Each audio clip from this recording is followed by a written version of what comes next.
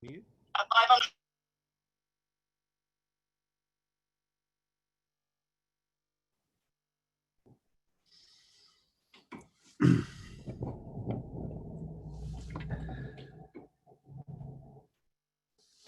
Well, good day, everybody. Thanks very much for joining us today, tonight really, for this short webinar on a pretty fundamental reform that will impact more than 40% of the land in New South Wales. And this is the government's proposed strategic plan for Crown land in New South Wales. I'm David Shoebridge, one of the Greens MPs in the New South Wales Parliament. And I have portfolio responsibility for dealing with issues in relation to Crown lands. And I'm coming to you today from Gadigal land, and I'd like to pay my respects to those elders past, present and emerging of the land on which my home and my family is raised, and pay my respects.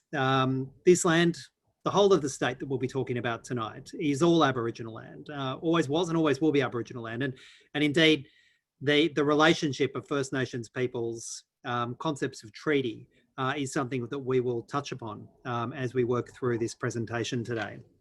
So thanks everyone for joining us. I see from just my initial run through the participants we have tonight that many of you I've worked with and my office has worked with on Crown land issues up and down the state. And when we're talking about Crown land, and I think it's something we'll probably explore as this 45-minute session runs, it's important to remember exactly what it is we're talking about. If you love your local beach and the beach reserve that's behind your local beach, well, then you love Crown land. If you care about going that family holiday that you take, or the holiday you want to take with friends to a caravan park on a reserve somewhere, well, it's almost certainly that's a holiday on Crown land. Some of the most beautiful intact bushland that wraps around our suburbs and our towns is Crown land. The travelling stock routes that not only provide vital infrastructure for our agricultural industries, but also some of the most precious remnants of otherwise cleared ecological communities on our floodplains and in the western 2/3 of this state. All of those travelling stock routes are on Crown land. And as I think I touched upon briefly, we're talking about not a small amount of land. We're talking about some 40% of the state. So when the government is saying that they have some cunning new plan and a cunning new strategy for Crown land, I think it's important we sit up, we listen, and we get engaged. So I thought what I would do now is go through the presentation. And I really want to thank Kim Chappell from my office, who's done some extraordinary work pulling together the analysis of this Crown Lands Review and helping pull together this, pulling together this presentation. Any of the flaws in it, of course, are entirely my fault. But I do want to acknowledge the work of Kim from my office in getting that together. So let's get started.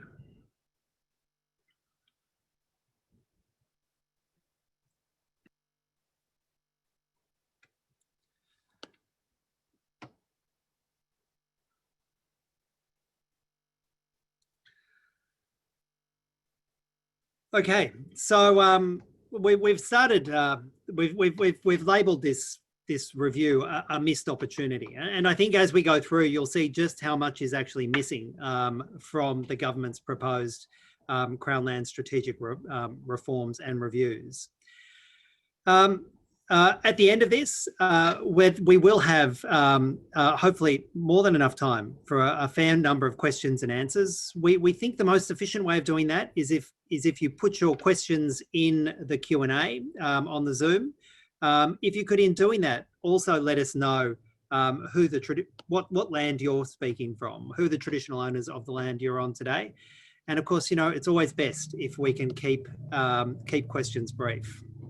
So this is what we're talking about, the draft state strategic plan from the coalition government, labelled A Vision for Crown Land. And it has this nice little tag, Where We Come Together. It's been out for public exhibition for a couple of weeks.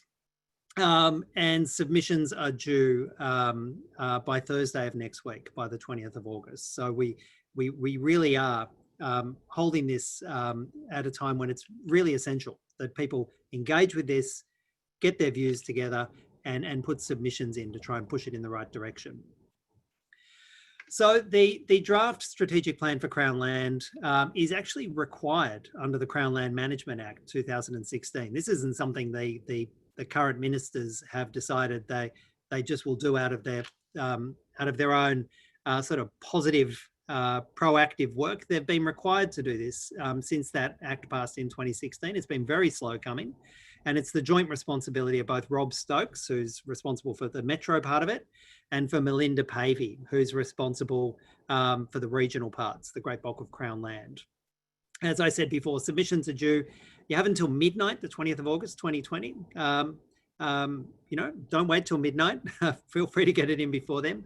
The online submission, there's a downloadable form. It's okay. We'll go through that in a bit more detail a bit later. And there's an email there that you can see if you have any inquiries. Don't worry, we will post this entire presentation with all of this into the Facebook event afterwards. If you can take it down now, by all means, but don't worry, we will also post it on the Facebook event. So the government says it's had a series of consultations and there's been a series of briefings. They say they've had analysis, they've had meetings, they've had workshops, they've met with key stakeholders. They say they've met with councils, some peak Aboriginal bodies, some Crown land managers. They've released the draft plan for public submission. It's been out, as I said, for a couple of weeks. And they say that they welcome feedback. The real test, of course, is not receiving feedback. It's actually listening to it and then implementing that feedback, but we'll address that a bit later. They say once they get the feedback, they'll report back upon what those themes are and hopefully have an amended plan for final adoption. I thought that I might start with the government's own spin. If you haven't seen it, it's only brief. It'll take us about a minute and a half, but this is the government's own spin. So sit down, settle back, and be persuaded. Oh, that didn't work.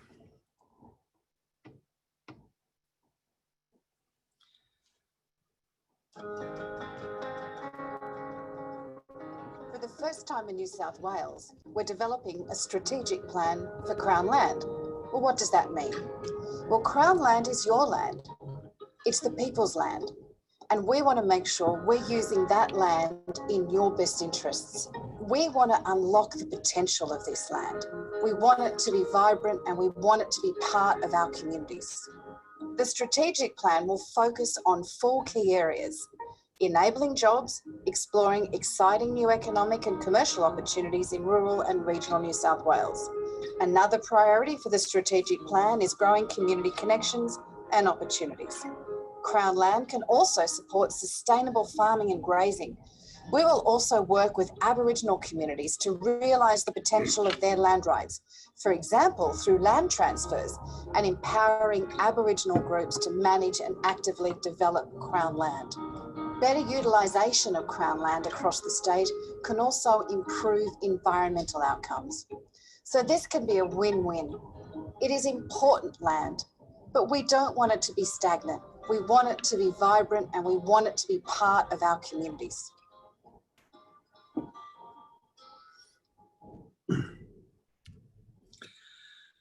Okay, so for those of you who are perfectly persuaded that the government has everything in hand, feel free to drop off now. For those of you who want to look a bit beyond the spin, please feel free to stay on board. And I think probably you heard in that some of the concerns that that are pretty obvious about the government's approach. We hear the minister talking about unlocking the potential of the land, actively developing land and the better utilisation of land.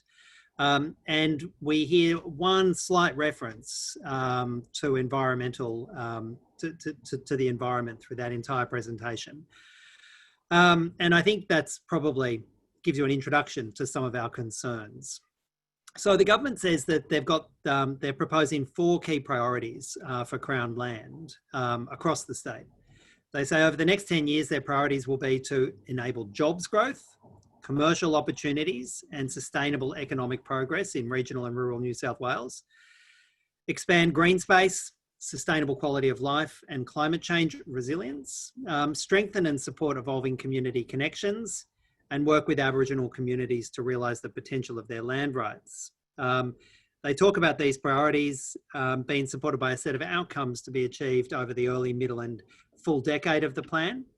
And then they talk about having an overarching strategy within the plan to include those priorities and outcomes. So there's the 4 key priorities: jobs growth, commercial opportunities, economic progress, a reference to green space and climate change resilience, statement about strengthening and supporting evolving community connections, a very amorphous thing, and then working with Aboriginal communities to realise the potential of their land rights. This is how those outcomes are meant to be achieved and those priorities supported. And you can see it's very, very clearly focused on economic development and developing Crown land.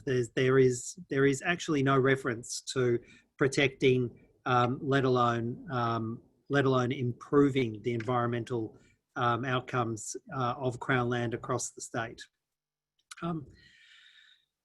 So the draft plan identifies what are called 7 enabling initiatives to support those deliveries. And these enablers, and we can have a discussion later about what on earth an enabler is, but these enablers are to make their information more available and transparent. I think we would support greater transparency.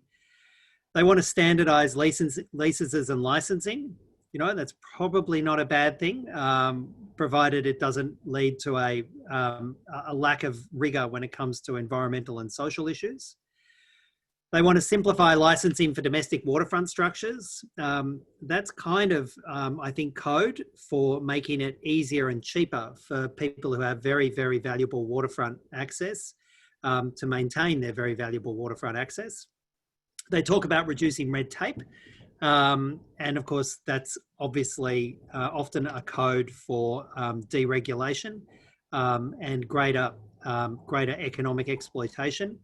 They talk about providing tools and resources to volunteer Crown land managers, understanding native flora, and engaging in supporting a new generation of Crown land managers. Some of that good, some of that deeply troubling.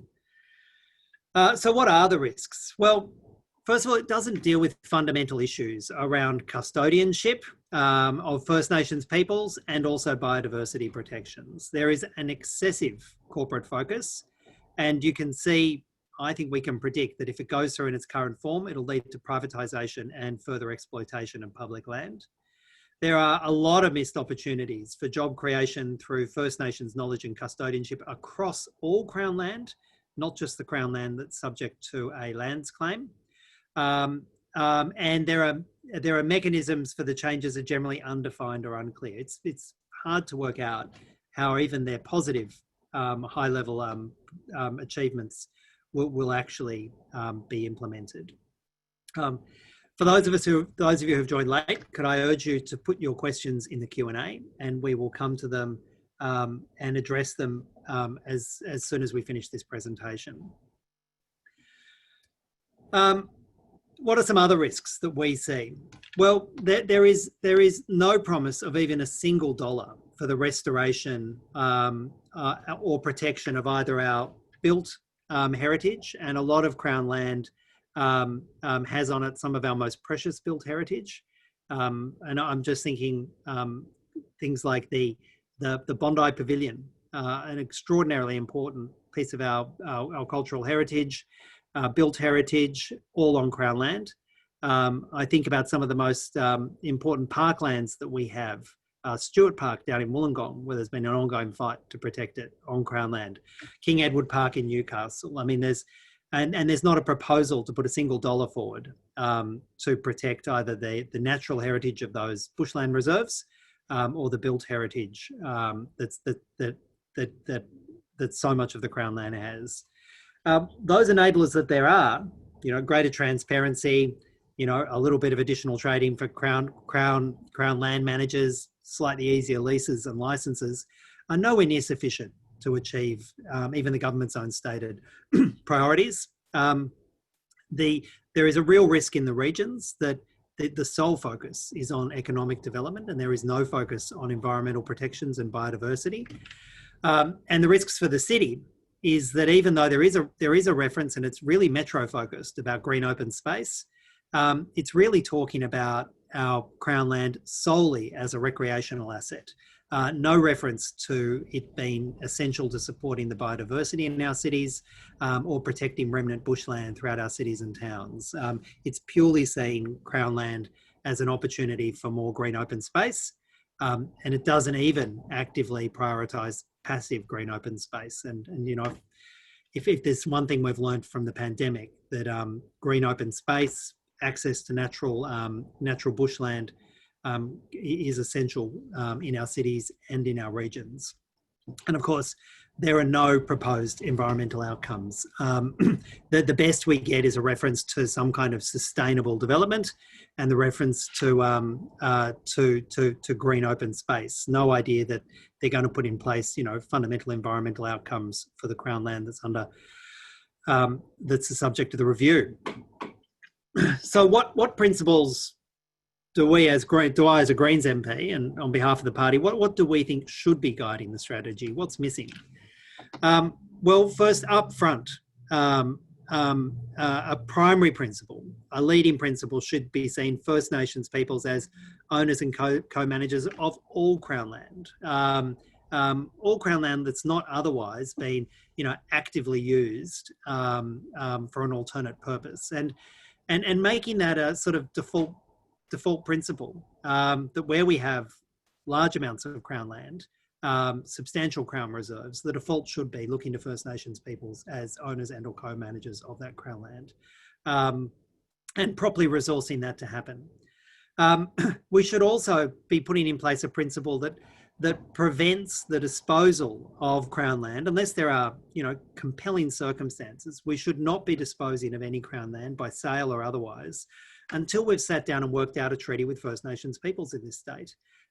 Because if we're going to have any meaningful way of providing statewide economic resilience, self-determination for First Nations peoples, well then the Crown land estate is going to be a huge part of that. And if it's all sold off or long-term leased before we resolve a treaty with First Nations peoples, that is going to make treaty far less valuable and far less likely to be meaningfully negotiated with First Nations peoples. Also, environmental values must be a key priority, and they should not, as we see in this, always in the draft report, always be subjugated to economic goals. And it's not even one of the clear priorities: environmental protection, biodiversity, protecting and restoring biodiversity. And we must insist upon that being one of the priorities for Crown land. And even if we got that, if it was just one of five, we often see where when we have an explicit provision about the environment as being a priority, that it gets subjugated to economic outcomes in New South Wales. But this proposal doesn't even put it at one of the priorities, and I think that should be a non-negotiable. We should also have a provision opposing the privatisation and sale of Crown land.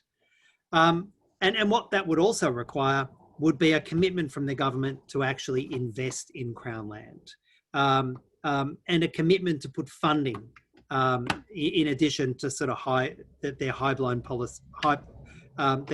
policy achievements. There should be a clear, unambiguous statement, not just in the minister's nice 1.5 minute to camera, but it should be at the front and centre of the Crown land strategy that this is public land and it's principally to be used for the public benefit, and that includes the benefit for First Nations peoples, environmental protections, as well as sustainable economic outcomes. And we also need to ensure that as this goes forward, that costs are not unfairly shifted to Aboriginal lands councils or to local councils. Too often we've seen in the past that the only land that's provided to Aboriginal lands councils and native title claimants is the land that nobody else wants because it has no economic potential, or it has a lot of environmental constraints. And then we then see Aboriginal Lands Councils being given land which has a huge number of environmental constraints. And then that creates an environment of conflict between the environment and economic outcomes for First Nations peoples. And that's a conflict you can sometimes see the government deliberately fomenting in how it goes about addressing land claims in New South Wales. So I said briefly that the plan only talks about Aboriginal custodianship or co-management of land that involves active land claims. I don't believe that goes far enough. The Greens don't believe that goes enough. And as I said before, that concept of Aboriginal co-management should extend to all Crown land, not just that subset of Crown land that's the subject of land claims. And of course, if we're going to be serious about this, it requires investment not just in a strategy, but it requires investment within the state government bureaucracy, because there's now a backlog of some 38,000 Aboriginal land claims in New South Wales that haven't been addressed. 38,000. I mean, it's just some of those won't be addressed under the current resourcing strategy for well over a decade, if not longer. The plan must include water rights and cultural flows. Rules need to be consistent.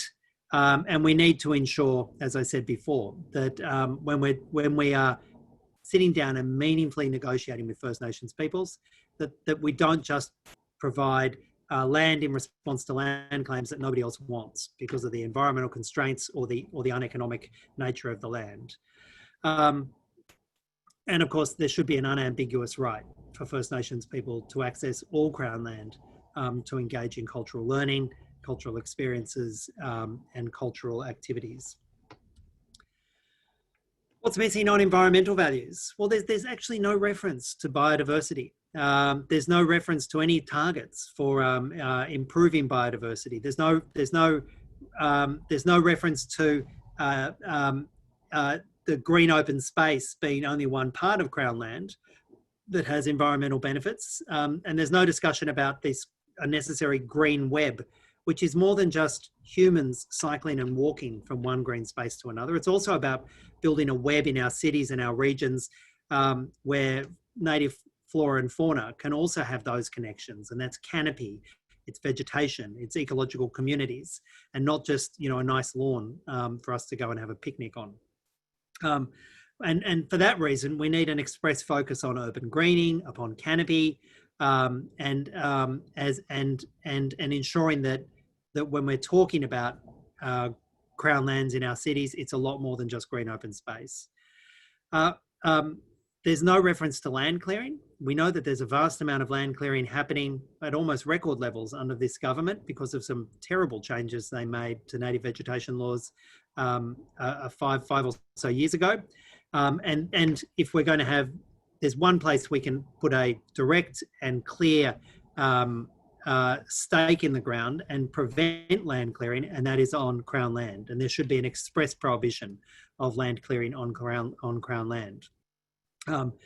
And we do know that a lot of clearing is happening on leases of Crown land in the western regions, in the western effectively 2/3 of the state.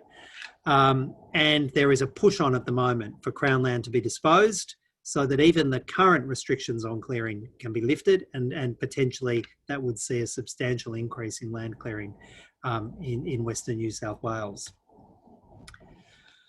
One of the last things I want to address before I go and deal with the questions specifically is the form itself. And I sent, there's a link earlier on this presentation, we'll put one in the comments section as well. There is a form that the department has set up to actually take your submissions and take your responses. I'd recommend doing the online form. It's a more efficient way of getting your submissions in, but it has some significant limitations. One is that it's really directed at, it corrals you down a path of just looking at what's in the current draft plan, getting you to comment on and in government hopefully support their current set of priorities in particular. It doesn't really provide a space for you to say, or a set of options for additional priorities that should be included. There is a comment box, and I'd urge you to use that comment box and talk about the additional priorities that should be included. But really, if this was genuine consultation, they would have included a list of potential other priorities for us to choose from and see whether or not we supported them. And, you know, top of the list would be biodiversity and you know, full engagement, economic self-determination of First Nations peoples. We don't see that as any options provided by the government. And that's why you're going to have to go into that comments box and really put the additional priorities in. There have been 4 consultation sessions that have been held.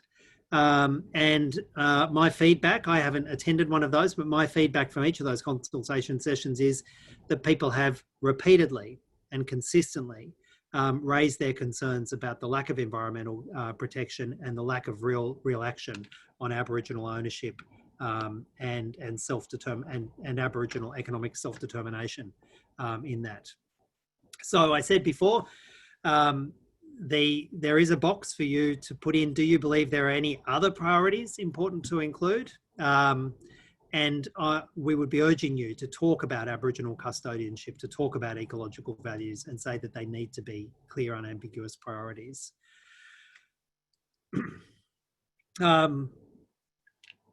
This is the form that you will confront if you accept our proposal and actually get in and do those submissions. And you can see, you know, it's very much trying to drive you down supporting and endorsing the government's current priorities. And we really need to get beyond that in the submissions. And when it comes to talking about enablers, it's the same, you know, priorities and then enablers. It's really trying to corral you down to endorse the government's proposed draft plan. So that's it for me in terms of the run through. If you've got Q&As, we will now go to those. I'll drop out of this screen. Thank you for your engagement. Thank you for your involvement.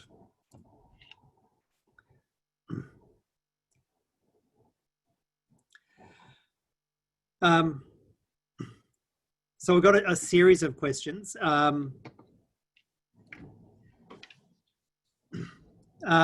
one of the first questions is, who has responsibility for environmental management of Crown lands, how they're to be managed and financed in terms of fire management, Indigenous knowledge and rights?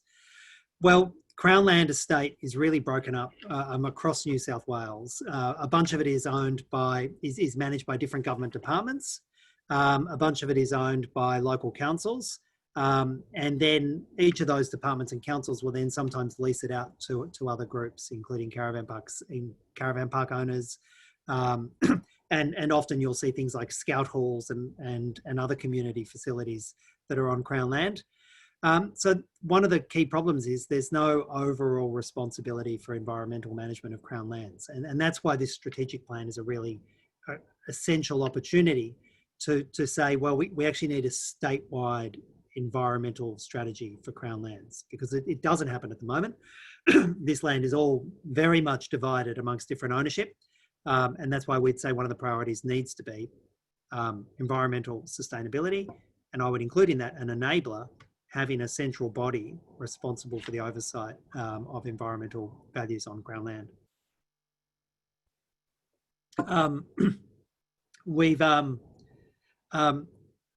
prior to this, and also I see in the Q&A, we've had some concerns about the way in which some Crown land around Bathurst Regional Council has been managed, and the lack of genuine and respectful engagement by that council with the local traditional owners. I've been up there and met with traditional owners, and I've seen the way that council has, the majority on that council has been quite disrespectful of traditional owners. And most recently with an ongoing dispute over the government's proposal to extend a go-kart track on Mount Walu, which is otherwise known as Mount Panorama, a crucial and essential sacred site. And I can say that we will continue to engage with Bathurst Council. And for those of you who are interested in that, we're very happy to get up there again on the ground and work with traditional owners so that we don't see this extremely important sacred mountain literally with I might say critically endangered ecological woodlands on it, being redeveloped quite literally for a go-kart track. I mean, it would do your head in that's the proposal. Um, um,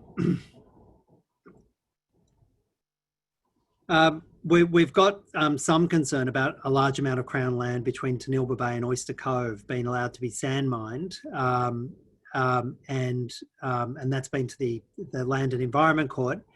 And one of the calls here is, can it actually, can we use this strategy as a way to try and prevent the ongoing destruction of that land? A lot of that's koala habitat, and how do we put it back? How do we put that land into national park, back into the national park estate?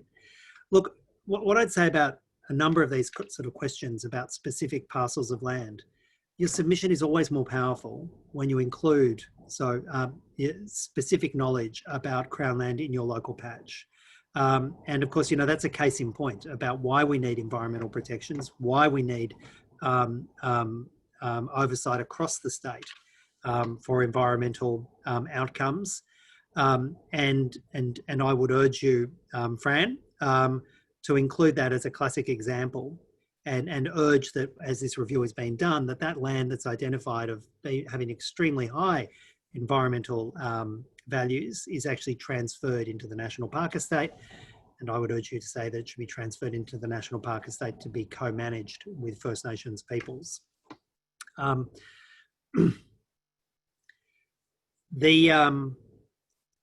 of the questions is about water rights. Sorry, David, go back into the Q&A. So in the top in the Q&A, we've got, how does this strategy fit with the open spaces strategy, from Janet? Oh, okay. Thank you, Kim. Thank you for the corrective. So how does this strategy fit with the open spaces strategy that's been released by Rob Stokes? Well, I think they're intended, I'm being generous here. My assumption is that they're intended to work together. There's no express connection between the two strategies, which is pretty remarkable given Rob Stokes is responsible for management of both of those strategies. But clearly, if you're talking about, they talk about enablers in this Crown land strategy. Well, one of the enablers should be implementing the green open space strategy that Rob Stokes is separately presenting through his department. And the fact that even those two fairly recently announced proposals aren't properly coordinated, I think speaks to the fact that this has been rushed out because they realise they've got a statutory deadline rather than it being a very fully considered proposal.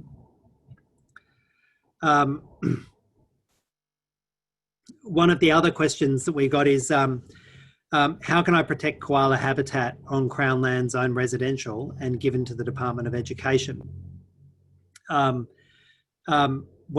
I've got to say that is going to be one of the many fights that we see as this Crown land strategy is rolled out. You can see from the intent in the strategy that they want to make sure that Crown land can be used for its economic and other development purposes. And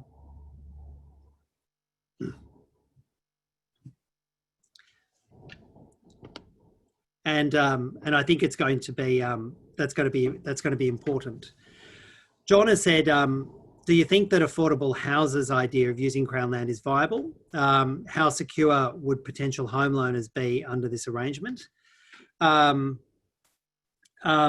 And we don't see any reference to affordable housing, and particularly in our cities, if we're going to get an adequate supply of affordable housing, well, then Crown land is going to have to be a big part of that, because there's often land values that is one of the single biggest barriers to affordable housing being delivered.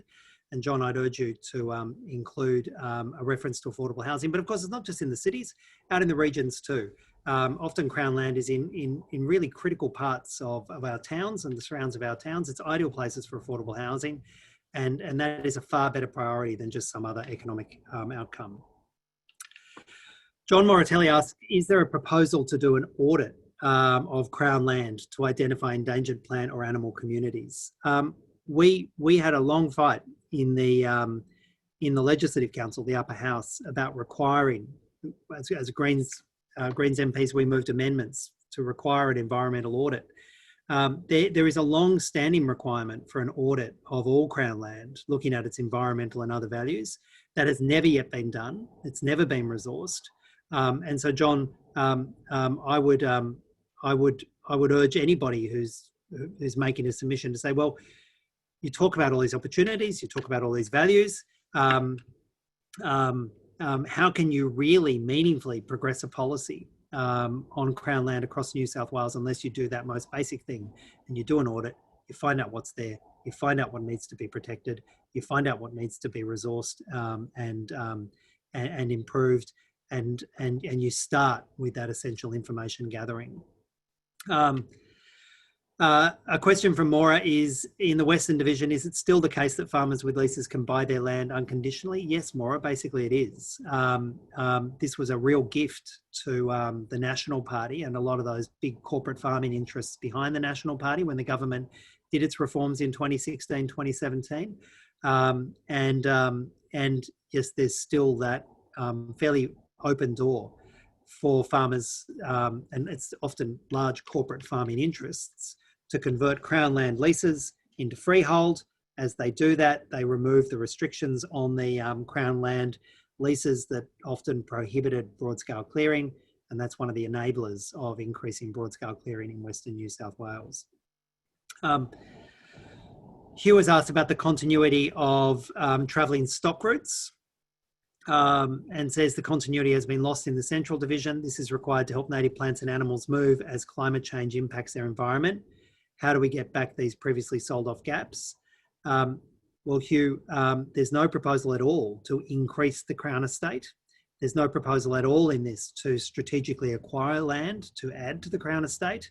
I don't think the thoughts even crossed the mind of the two ministers as they did this. And I think it's an excellent point here, that if we're talking about, potentially, if we're serious about looking at those environmental and economic values of the Crown land, we should be looking at those gaps, and there should be a fund set aside to acquire some of those strategic gaps. But I'd also add, there should be an unambiguous commitment to retain all of the travelling stock routes, to retain them in public hands, to retain the often critically endangered in ecological communities that are on those travelling stock routes, and make that a sort of unambiguous priority in any Crown land strategic plan for New South Wales.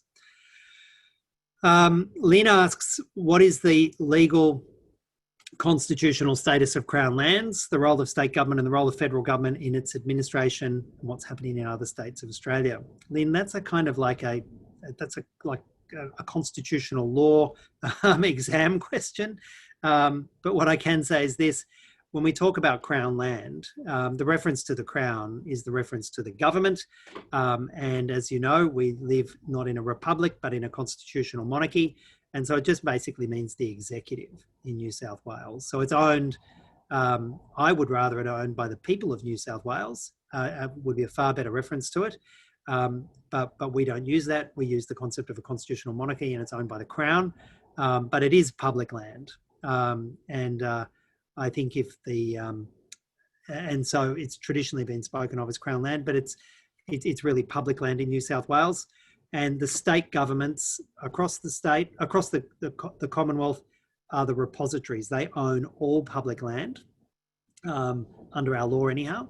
The law says the default position is it's owned by the state government unless it's been acquired by a private interest or it's been acquired by the Commonwealth. Of course, that's subject to the Mabo decision, which acknowledged that to the extent that there was that Aboriginal claimants can prove a continuing connection with the land, that native title has not been extinguished by the big land grab that the Crown undertook. So, I think for many First Nations peoples, the concept that this is all Crown land, knowing that all harkens back to a moment of, obscene dispossession of First Nations people. I think maybe, there's a broader discussion about renaming it, and in the course of doing that, more firmly acknowledging First Nation ownership. Richard is from Bundjalung country on the far north coast,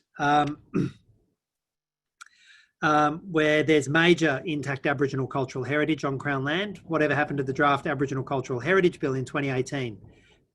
Richard, great question. For now, about 15 years. First, the Labor government, if anyone can remember back that far, and then the coalition government have made repeated pledges to put in place fit for purpose Aboriginal cultural heritage protections in New South Wales, and they have, each of them have failed to do that. And they've failed to do that because at some point, if we're going to get serious about Aboriginal cultural protections, then that's going to mean resourcing and empowering First Nations peoples to make the decisions about cultural heritage. And it's going to mean disempowering the mining industry and the development industry from being able to just destroy Aboriginal cultural heritage whenever they want. The system that we have in place at the moment in New South Wales is offensive and ineffectual. Aboriginal cultural heritage in New South Wales is currently protected under provisions in the National Parks and Wildlife Act. First Nations peoples say, and they say it with anger, and that they are treated like flora and fauna, and they are dead right. So there was a promise, there was a discussion paper in 2018. It had a very flawed model for protecting Aboriginal cultural heritage. Those flaws were pointed out. And when that came into conflict with the interests of the mining industry and the development industry, the government shelved that Aboriginal Cultural Heritage Bill in 2018. And it's something I can tell you now we have repeatedly raised with the current Minister for Aboriginal Heritage, a guy called Don Harwin, who's in the upper house. And I promise to take it back to the House and continue that campaign. But yeah, Richard, that's another whole ugly and unpleasant story. Is Treasury... John asks, is Treasury expecting to make a lot of money by selling off Crown land? Yes, John, yes. I think that is very much their expectation. And in fact, if you go back again about 15 or so years, the then Labor government was proposing to put in place significant numbers of redundancies in the Crown Land Department, as it then was. And the department responded by saying, well, don't put redundancies through. We will come up with a policy which makes us cash neutral and maybe even cash positive. And we'll do that by coming up with a strategy to have broad scale sale and leasing of Crown land to make it a cash positive part of the New South Wales government. So that has now been, those cultural changes, those economic changes have been now playing through for the past 15 years. And I can tell you now, when you read the priorities, when you listen to the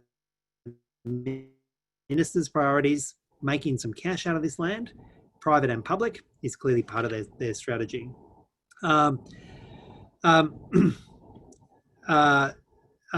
Owens, quite rightly, John, again, one of those people that I've had the privilege of working with, has repeatedly raised the unlawful way in which a pretty precious part of Crown land on the north side of Sydney, the Talus Reserve, has been dealt with, unlawful leases given to private interests over public land.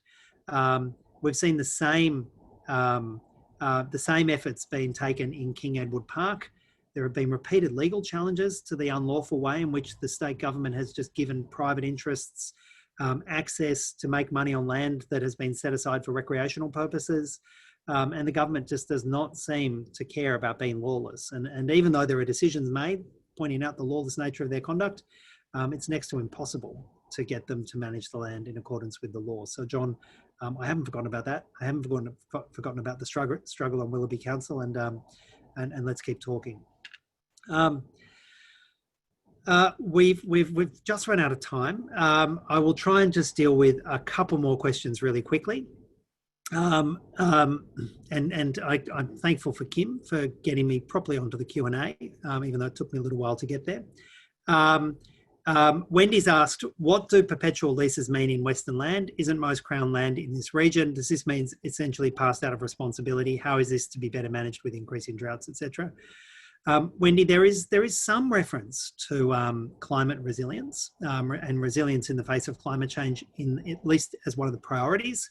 There are no mechanisms put in place to actually make that land more climate resilient. And we know that there'll be more extremes across the state, but they'll probably be felt hardest in Western New South Wales. So there is at least a talking point. But Wendy, I would suggest you expressly point out that, this needs actual enablers, some actual activities proposed to ensure that this land becomes more resilient. And of course, one of the most obvious things to do would be to expressly prohibit the clearing of native vegetation on Crown land, especially in Western lands. And when we talk about perpetual leases, they're those really big grazing leases that have been handed out in Western New South Wales. Many of them handed out over a century ago, and they just roll over as perpetual leases. They don't get renewed every 5 or 10 years. Sorry, bear with me one sec. Barbara has asked, who is the Crown Land Management Group responsible to, especially when they want to sell Crown lands? Well, notionally, it's the state government agency and the state minister. So in metro parts, it's Rob Stokes. In regional parts, it's Melinda Pavey, who need to sign off on the sale and disposal of Crown land. I can think of many, many occasions when there have been private secret dealings, not advertised to the public, where Crown land has been sold to an interested party for what I think most of us would see as a fraction of its real value. And there doesn't seem to be, from my reading of this strategy, any clear, unambiguous commitment to ensure that any disposal of Crown land is preceded by an open tender, clear public information about the decision and the ability for the community to challenge the decision to sell Crown land, let alone bid for Crown land once they've put it up for proposal, up for sale.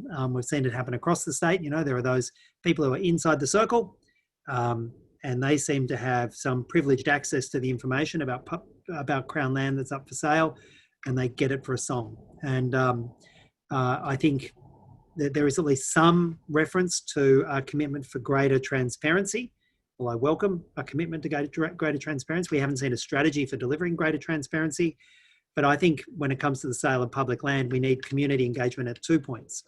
One, when the decision is proposed and the public should be engaged about whether or not land should be sold in the first place. And then secondly, if, contrary to my belief, and perhaps contrary to the community's representations, a decision is nevertheless made to sell public land, well, then there must be an unambiguous requirement for that to be by way of public tender, so that we don't have this insider trading. And not only do we lose public land, but it's also lost in a way that, we have substantial private benefit and almost no public financial gain. Lee Kempen, who's on Darug and Guringai land, has asked, can Crown land, including travelling stock routes, still be transferred to state-owned corporations or departments without notifying the public? Does this also mean they can be sold without notifying the public? Yes, Lee. We talk about transparency. And when I spoke about the public being engaged about a decision to sell or even long-term lease private land, I think the public should also have a right to be engaged about any of those transfers agency to agency. And especially when we see it transferred to a government agency that is then, where there's already an express plan to privatise that government agency. And I can think about, the public corporations that have been set up for projects like WestConnect and some of the rail projects. Crown land gets transferred to a public entity, knowing full well that that's going to be privatised, and the public doesn't get a look in. Centennial Park, is it on Crown land? Yes, it is, Ludovico. Protect it. But of course, it's separately managed by a trust. And I've got to say that trust structure that applies for Centennial Park, Moore Park, Parramatta Park, and some of the other major public reserves that we have particularly in Sydney, but in some of our other big metropolitan regions. Those trusts have been really important ways of protecting the land. There is a separate conversation to be had, Ludovico, about the government's proposal to merge all of those metro trusts into a single entity. And I think many people have expressed concerns that might limit the protective role that those trusts have traditionally played and take some of the power away from local communities to protect those precious places like Centennial Park. Tracy has asked, where do water rights sit within Crown Land's control? Are water rights separated and can they claim right for environmental water? Water rights are hugely complex in New South Wales, Tracy, in fact, across the state. I really can't do justice to that question on the fly in this Q&A, but what I will intend to do is put a reference to that. But there is a separate statutory arrangement in New South Wales for water rights. There are separate federal state arrangements for water rights, and they're not expressly dealt with under the Crown Lands. Obviously, Crown Lands are critical for catchment, critical for some of those water issues, and the two pieces of regulation should speak more clearly to each other. But I think that's another webinar. Sorry, Tracy. Carol, hi Carol, Greens Mayor up at Glen Innes, who does a hell of a job. Says there's a lot of Crown land around the local tip. The Nurrawal people who have been disrespected and sent to the edge of the town as they did in the 50s. As you say, the worst bits of land where the tip is. The residents now living out and around this area are very concerned that fires coming in summer will threaten their homes. Who's responsible for fire management on Crown land, i.e. the town fire brigade or rural fire brigade or council? Well, Carol, to the extent that the Crown land has been transferred to council's ownership, then it's council's land. To the extent that there's an arrangement in place where the council is a Crown land manager, then the primary responsibility lies with the council. But when it comes to dealing with fire threats to the Crown land, well, then it's the rural fire brigade who has the statutory role in terms of approving permits, and it's rural fire brigade, of course, who's got the primary responsibility for protecting that land, the forests and the people in the event of a fire. But as you will well know, Carol, given the often stretched resources that the Rural Fire Brigade has, often council has to step up and do a fair bit of that work. And can I say, you can travel around many parts, many regional and rural towns in New South Wales, and you can find that the land that's been given to First Nations peoples is often the land that the rest of the community has treated as a wasteland, and too often, and it's a tragic repeating truth. Too often, the land where the tip is in a country town is extremely close to the land set aside for Aboriginal families and Aboriginal communities, whether that's from land that was traditionally part of a mission or just another Aboriginal settlement. You often see that co-located, and I could think about half a dozen towns that come off the top of my head where you see that. It's evidence of disrespect, and I think we should, it's something we should be highlighting more often. And if you want to help do some work on that, Carol, about highlighting that issue in Glen Innes, let us know. We'll work on that together. Miranda's on Grinjai land in the north of Sydney, and says, on the northern beaches, where much of the Crown land is environmentally sensitive, can you suggest how we resolve competing priorities? There's a lot of pressure on council to approve development on major parcels, return to native title. Miranda, I think particularly on the northern beaches, we see this very, and we see it also on the central coast as well. Two parts of the state where you've got real push for growing population, and a very real conflict between Crown land that's been set aside because it has environmental values and because those have been traditionally recognised, and a push for greater development.